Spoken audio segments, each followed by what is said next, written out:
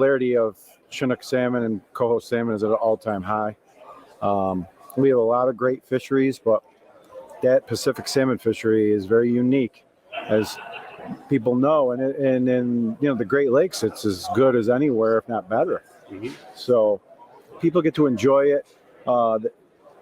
More and more people are buying multi-use boats. They can fish walleye, mm-hmm. salmon, and they have some of the equipment already.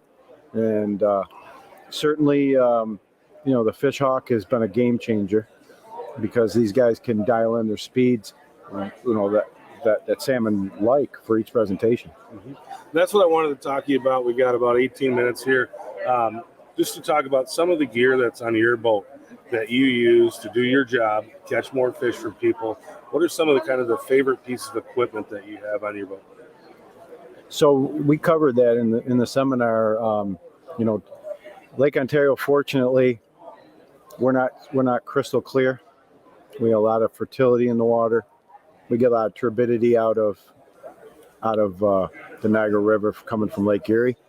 So downriggers still play a very big role. They're very efficient, and after that we got dipsy divers, are extremely important. Catch a lot of nice salmon on dipsy divers. And then inline planer boards, very versatile. They work lead core and shorter coppers on the inline planer boards. Let's kind of dig into each one of those. What are you using for downriggers on your boat, and why did you choose that? So I run Canon Optimums, the Digitrol Optimums.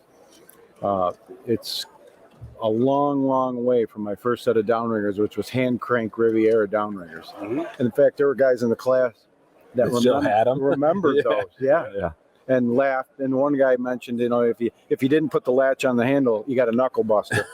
But now we've got these downriggers that give us real-time info on the downrigger, give us speed, temperature, and we can even see bottom, things like that that was not even thought of years ago.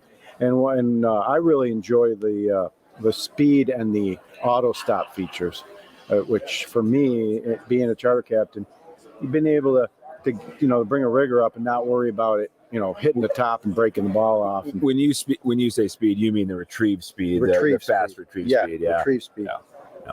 Yeah, that auto, you just push the auto up. Yeah, you can walk away from it. Exactly. It comes up, stops, a foot short. It's very, very valuable. When we collaborated with Canon on that project, to get the Fish Hawk information on there, we knew it would be cool. I mean, we're like, okay, yeah, this will be a cool project, but not until I actually saw it on the boat. I think we went out of Sturgeon Bay one day. It was the first time that I actually used it on the water. It's like what I thought and what I actually saw was like, okay, this is beyond cool. This is really, really, really nice. Right.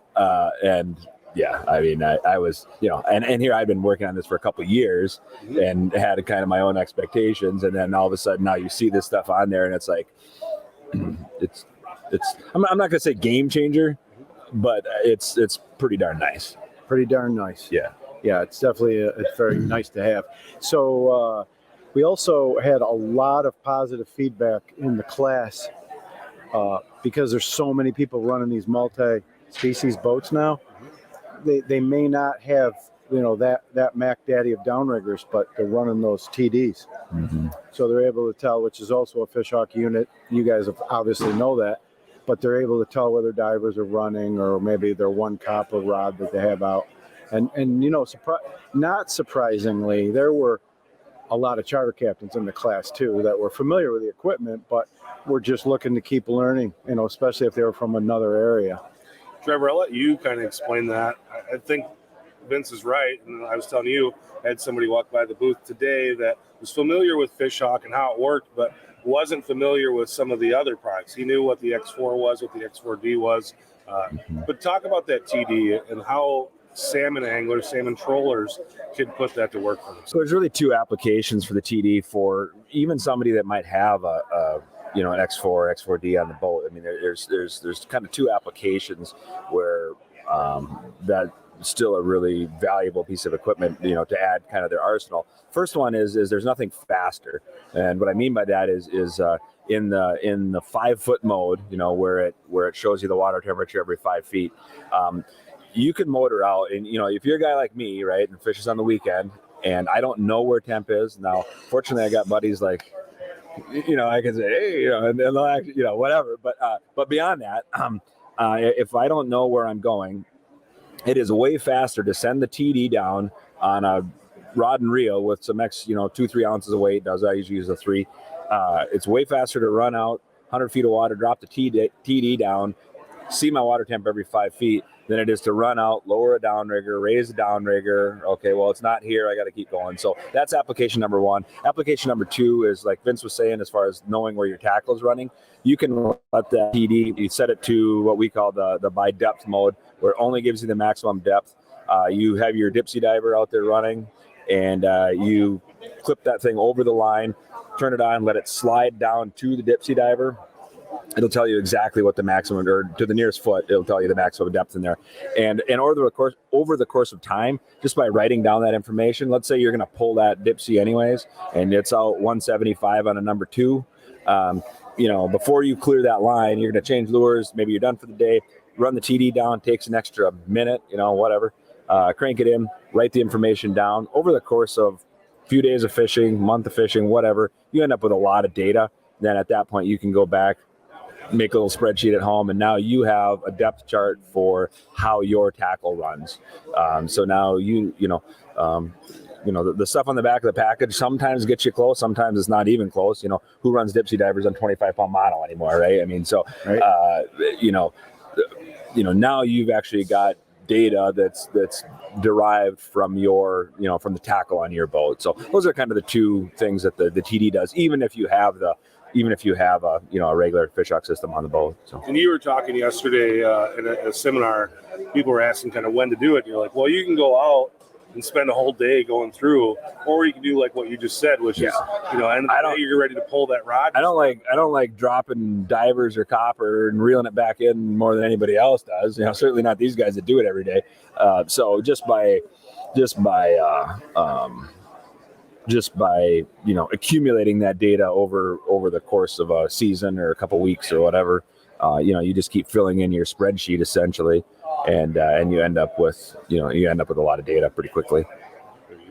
So you're talking about using the inline boards with lead core, short copper. What boards are you using? I use Ninja boards.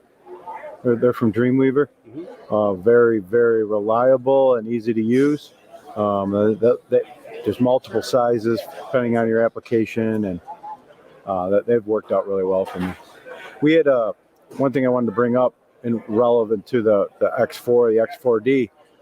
We didn't have an awful lot of pre-fish time this year when we first got to the East End for some pro-ams, and we didn't have the concentration of big salmon at home in Alcott when we left. It was early July, but we were catching some really nice fish, and we were keying in on the temperature these fish wanted to ride at. It was much higher in the column where we left. When we got east, it was deeper, but we found our key fish were coming from the same temperature. And I can give you the temperature. I'll tell you it was 48 degrees, but it's not always the same. It was just ironic that those bigger fish were coming out of that temperature in thermocline, and a total different column of water when I got east, when it was deeper, and that was a part of our success. Makes you wonder if that's like forage driven, or it's you get those little things like that where they're consistent in different areas, and you kind of have to ask the question, what's going on here that's right. making this the same in a different spot. So we talked about kind of what you're running as far as lines. How about rod and reel setup? What are you using there? So I run Akuma rods and reels. I run the 30 size for my riggers and my wires. And then we have larger reels for the coppers and the lead cores. The cold water makes a 55 series, Akuma cold water. And then there's larger convectors also that will store that amount of line. But they've been reliable for us. How about the rods? Akuma rods. I like 10-foot rods for my my divers, which are primarily wire divers. They call it medium heavy, but they're really not. They're more of a medium action, got a parabolic action to it, and takes up a lot of the shock. And then we put what's considered old school, but I prefer the twilly tips because any position that rod gets turned in, you avoid the kinks at the end. And some people like the roller guides, but you got to really pay attention to the position of the rod. It's good. Something to think of. Yeah.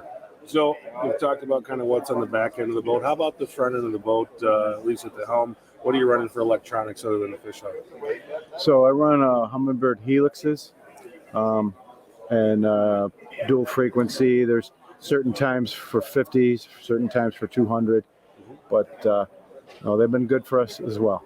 How do you utilize it? What does it look like? What's your setup look like when it comes to these electronics? So in the boat that I fish the tournaments out of, I have overhead set. Well, I have GPS and radar, and the other side's a fish finder. I also have a lower set for the helmsman, so he doesn't have to do this all the time. But when you're in the cockpit, you can see the overhead, and we have redundancy with multiple transducers, and so that's what it looks like. And then I have a fishhawk high, and I have a fishhawk head low. Use obviously one at a time, but that's helpful too. But of course, we have the data on the optimums as well. So having that information at the back of the boat when you're working in that area is really valuable. Very valuable. All right, we got a question here. And I answered this question like yesterday. Trevor, I'll let you answer it this time. Trevor, when is the next best fishhawk next generation coming out? Bought my fishhawk X4D for my salmon boat from Fish USA in 2020. Serious charter boat captains are ready for new features.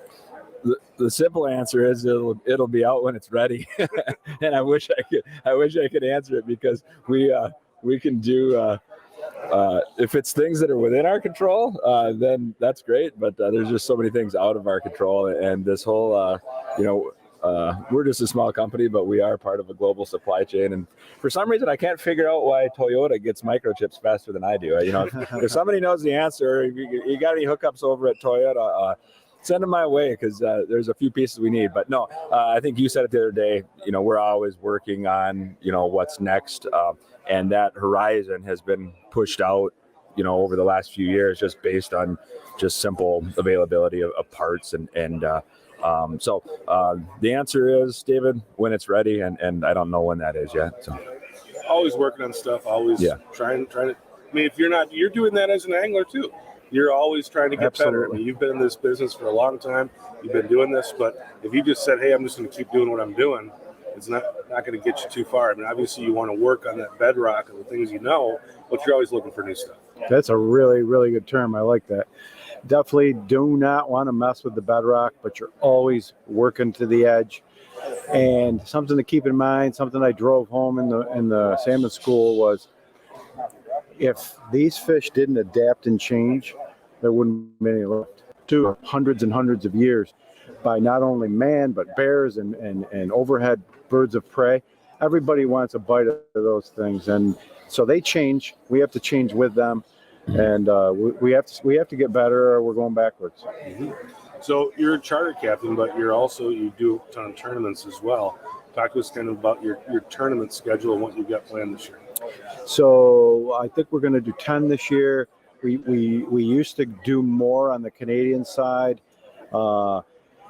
We might ease back into that. What happened was, they closed the border down, and we ended up with bookings on those dates of those tournaments, and they were great folks and enjoyed fishing with them, and they had a great time. Hard to turn that down when they get those dates in. Hard to turn it down because you're really letting them down, and so we're gonna do one in Canada this year. We love our Canadian peers; they're great people. We like seeing other areas of the lake and facing those challenges that each location gives us. But when you come from the west end of Lake Ontario and go to the east end of Lake Ontario, that is a really supreme challenge. For example, the Oswego area is a very dynamic. Our area with the Niagara flow, very dynamic, but they're different. Up there, I mean, you get in the midsummer period when they hold their pro-ams, and those temp changes and current changes are drastic. So you can have a magical bite overnight that you didn't see coming, and you can have it go really, really, really tough and dry. So we just really enjoy the challenge, and I'm fortunate to have clients that enjoy the challenge. I incorporate clients into my tournament schedule, and it helps us see different ports, meet different people, and met some of the best friends I've met through tournament fishing. Yeah, that's something that I didn't really know. But when the charter guys are fishing these tournaments, a lot of times it's clients on board, it's clients who are reeling in the fish, but typically that's something when those clients book, you tell them straight up front, hey, we're fishing a tournament. So I'm assuming that's a different type of client base that comes in to do that. Tell me about those people and kind of how you I guess kind of laid that out for them and what you're going to be doing. Yeah, you really got to screen it, because if most of the time we spend a day or two pre-fishing, and effective pre-fishing doesn't always mean smashing fish. You may want to eliminate water, you may want to dabble where you think it's going to be good, but they need to understand that. But anytime you put a hook in the water, you can catch a fish of a lifetime, and we've had it happen. We've had trophy class fish of all the species in the Great Lakes caught, not only during the tournaments but during pre-fish days, and even derby prize winning fish. We have summer long derby going on, so everybody gets entered in it to be eligible, and then you're getting ready for the main event. So yes, they have to be screened, the proper mindset to know that we're going to do this, you're going to enjoy it more if we take it serious. And that takes special people. A lot of times it's the same. You get like the same crew a lot of times for those tournaments, right? I mean, it's like, I want to book this tournament next year, right? Yes. I have one gentleman in particular that books the majority of them. He's become a great angler through fishing tournaments with me. But I've incorporated some new crews in the last couple of years, and they've done well also. So you got new crews, and then the other thing is, and you talked about a few minutes ago, you're going to new ports and different places, and obviously you've been around long enough where you kind of have an idea of how everything sets up. But what's that like when you've been fishing your home port for, let's say, a month, and then all of a sudden we're going to steam, 60, 70 miles to the east and go fish out of that? What's that transition like? So last year, and I won't say it was the exception, but it isn't always the case where exactly what you were doing when you left is the best way to approach it. And that's what happened. I talked a lot about the migration of the Pacific salmon in our lake in the summer, and I believe we just kind of stayed with it or stayed ahead of the migration. So they were really some of the same fish that we were fishing for at home, but they just used the lake differently over there, maybe further from shore, deeper in the water column, things like that. So that's the case. And there's other times you get 100, 120 miles down the lake, and you really have to start from scratch. You may be even a different species, so the Pro-Am formats are multi-species, and you may not be able to get your box of just salmon. You may have to mix in some trout. So, that's where it gets, interesting, a lot of strategy on decisions made.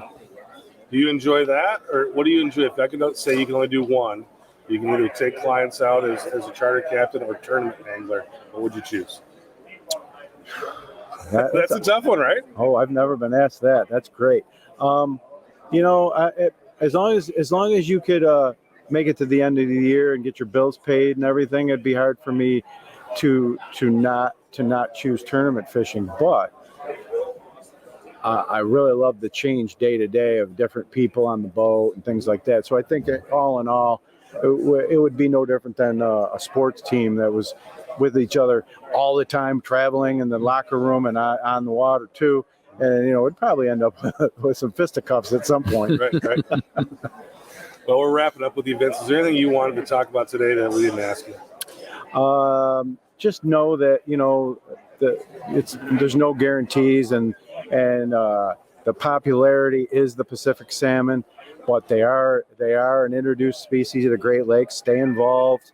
Look to protect where you can. Every different region of the Great Lakes is got its own challenges, and as long as the user groups stay high, let the agencies know how much you like fishing for these fish, and come to things like this and be a part of it. That's the best you can do. And always I always remind people, don't get upset when your lines are littered with skipper fish, first year salmon. Be careful with those fish, because once they make it to 12 to 18 inches long, they're the ones that are going to be big fish. We get a tremendous amount of mortality and predation on the little guys, the fingerlings, birds, warm water predators. But once they hit that skipper size, man, handle them with care. Use a lot of care. Don't just rip the hooks out, because those fish are going to be 7, 8, 9, 10 pounds by the following year and go up from there. So that's probably what I would share. Very good. Captain Vince Pierleoni from Thrill Seeker Sport Fishing. Vince, appreciate you coming on the show. Thanks Always a lot. super gracious with your time. It's great seeing you. Nice haircut. Thanks. Yep. It's very close. All right, Vince. Thank you. Thank you.